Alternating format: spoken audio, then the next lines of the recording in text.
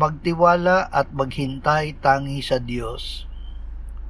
Sa Diyos lamang naghihintay ng tahimik ang aking kaluluwa. Ang aking kaligtasan ay nanggagaling sa Kanya. Ikaw ay manahimik sa Panginoon at matiyaga kang maghintay sa Kanya. Huwag kang mabalisa sa gumiginhawa sa lakad niya dahil sa taong nagsasagawa ng masamang pakana. Ganito ang sabi ng Panginoong Diyos ng banal ng Israel, sa pagbabalik at sa pagpapahinga ay maliligtas kayo.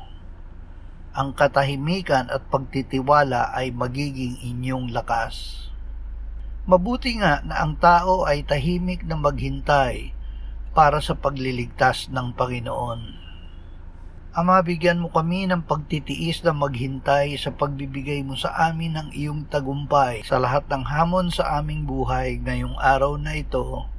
Amen.